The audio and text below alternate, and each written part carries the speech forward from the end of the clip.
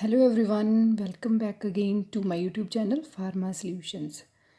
तो फिर से हम आपके साथ एमसीक्यूज डिस्कस करेंगे related to various pharmacist exam, GPAT, drug inspector exam. तो इसी उम्मीद के साथ मैं फिर से अपनी वीडियो स्टार्ट करती हूँ कि आपकी जो प्रिपरेशन है एग्ज़ाम के लिए वो बहुत अच्छे से चल रही होगी। और so the first question for today's MCQs is acidic drugs are absorbed from upper region of GIT where they exist as। जो एसिडिक ड्रग्स होते हैं वो GIT के अपर रीजन से अब्जॉर्ब होते हैं where they exist as ionised, non ionised, both A and B या none of the above। तो जो एसिडिक ड्रग्स हैं वो जो GIT रीजन में जब अब्जॉर्ब होते हैं तो वहाँ पे क्या होते हैं, दे आर नॉन आयोनाइज्ड।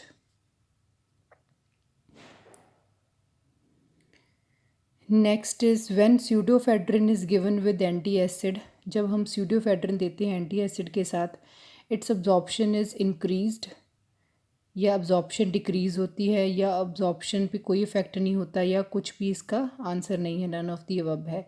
तो जब हम स्यूडोफेड्रिन देते हैं विद एंटी एसिड के साथ हम स्यूडोफेड्रिन देते हैं तो क्या होता है, जो स्यूडोफेड्रिन क्या है, ये भी बेसिक ड्रग है।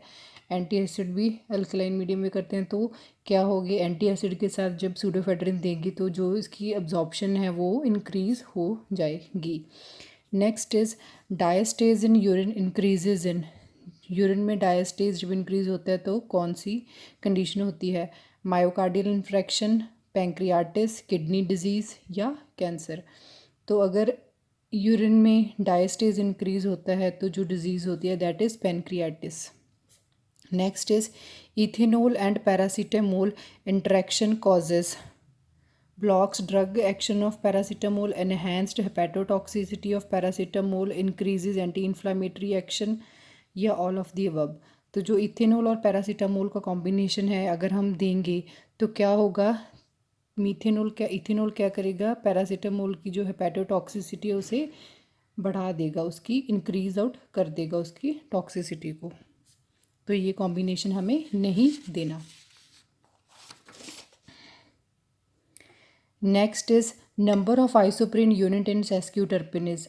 सेस्क्यूटर्पिन में कितने आइसोप्रीन यूनिट होते हैं, आइसोप्रीन यूनिट का फॉर्मूला है C5H8। तो सेस्क्यूटर्पिन में कितने होते हैं, 5, 3, 2 या 4। तो सेस्क्यूटर्पिन में नंबर ऑफ आइसोप्रीन यूनिट होते हैं 3। Next is licence for the manufacture of drugs in small quantity for the purpose of examination, test and analysis.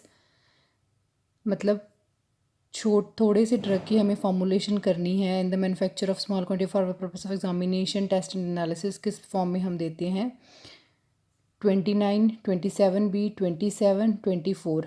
तो इसके लिए हम जो लाइसेंस इशू होता है that is in form number 29। 27B और 27A किसके लिए होता है, फॉर द 27 होता है जिसमें ड्रग्स आती हैं, इसमें एप्लीकेशन दी जाती है for drugs included in C1, C excluding X। और इसमें होता है, तीनों में ही एप्लीकेशन होती है C1, C एंड X में, और ये होता है for drugs other than C1, C and X application की जाती है। Next is class 100 is which ISO class and grade. जो क्लास 100 है वो कौन सी ISO क्लास है, class 5 grade A, class 6 grade B, class 7 grade D, grade C या class 8 grade D। तो जो क्लास 100 है ये है क्लास 5 ग्रेड A। ये है क्लास 6 है क्लास मतलब क्लास जो 6 है ये क्लास 1000 में आती है, और ग्रेड B होता है ये 10,000, ये lakh, 1 lakh. Next is time taken between placing of an order and receipt of a drug is called. जब हम ऑर्डर प्लेस करते हैं फार्मेसी में, जब हमें हमारे मेडिसिन ख़त्म हो जाती है, हम ऑर्डर प्लेस करते हैं, उसमें टाइम और जितने में हमने ऑर्डर प्लेस किया जब तक हमारे साथ उन्होंने मेडिसिन हमें पहुंचा दी, उसे हम क्या कहते हैं, buffer time, lead time, standard time या नन ऑफ दी अबव। तो उसका जो सही आंसर है that is lead time. Lead time क्या है? Time taken between placing the order and receipt of drug.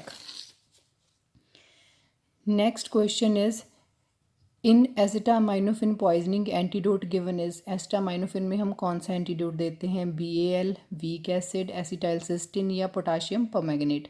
तो जो एसिटामाइनोफिन पॉइजनिंग है उसमें जो हम एंटी एसिड देते हैं मतलब एंटीडोट देते हैं दैट इज़ एसिटाइलसिस्टीन।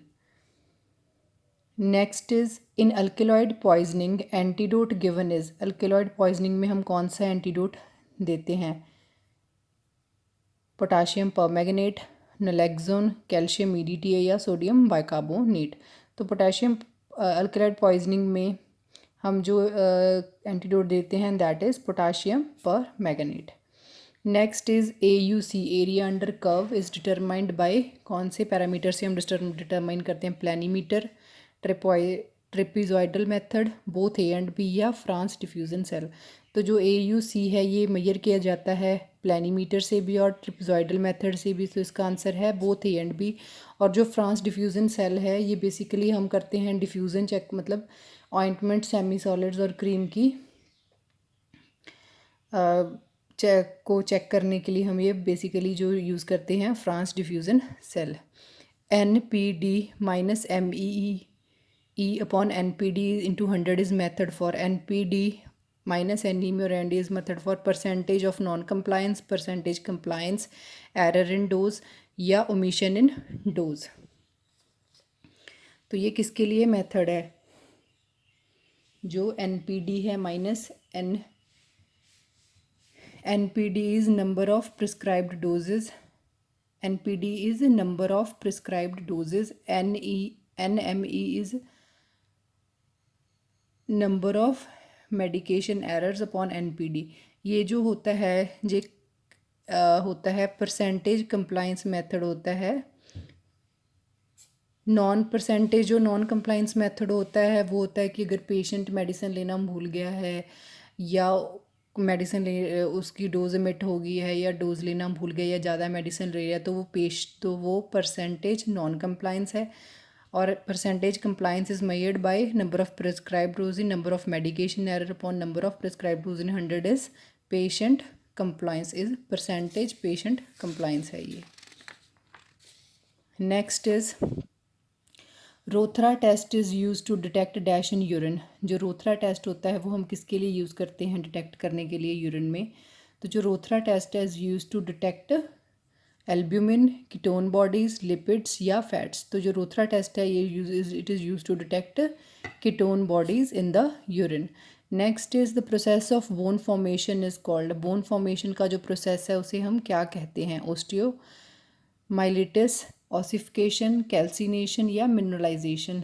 तो जो प्रोसेस ऑफ बोन फॉर्मेशन है उसे हम कहते हैं ऑसिफिकेशन।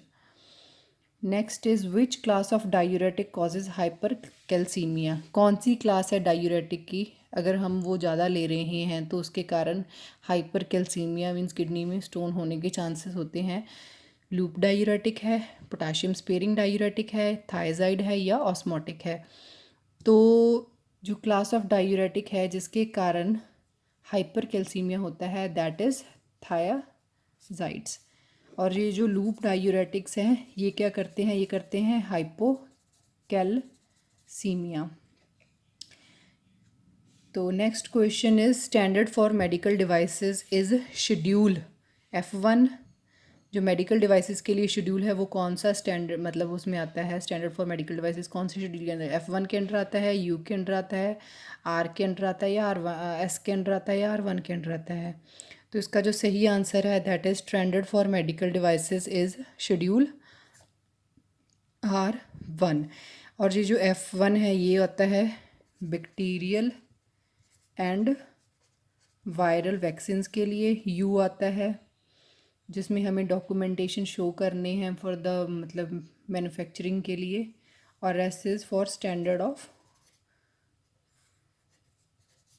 कॉस्मेटिक्स।